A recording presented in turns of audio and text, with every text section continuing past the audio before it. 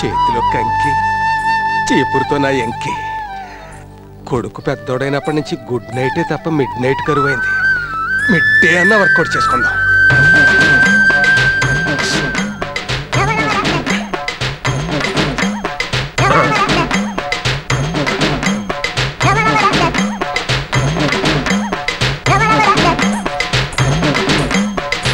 కాలి గజ్జెలు గల్లు గల్లు మంటుంటే నా మనసు గిల్లు గిల్లు అంటుంది. వాతావరణం వెచ్చగా ఉంది, నా మనసు పచ్చిగా ఉంది. మరి నీకెలా ఉంది?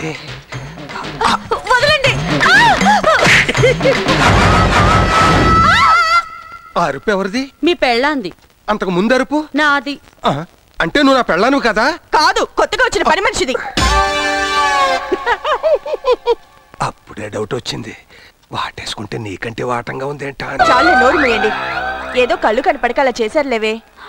అంటే అయ్యగారు గుడ్డోడా? చిచి, ఈ రోజు మటుకే గుడ్డోడు. అదేంటమ్మా విచిత్రంగాను? అదో పెద్ద కథలేవే. వెనకడికి మావాడు పిచ్చి ఆసుపత్రిలో కాంపౌండర్ గా పనిచేస్తున్నప్పుడు ఓ పేషెంట్ కోపం వచ్చి ఎనపరాటి తీసుకుని నెత్తి మీద పట్టు బ్లడ్ క్లాట్. ఆ క్లాట్ అయిన రక్తపు గడ్డ రక్తంతో పాటే శరీరం అంతా తిరుగుతోంది. ఏ రోజు ఆ రక్తపు గడ్డ ఎక్కడ ఆగిపోతే ఆ రోజు ఆ పార్టీ పనిచేయదు.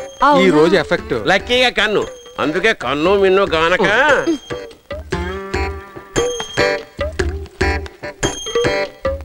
ఇక నుంచి బోర్డు చూసుకో, పని చేసుకో.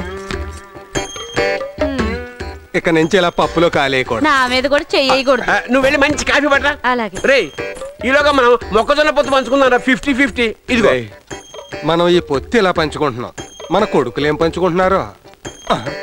ఏంటిది?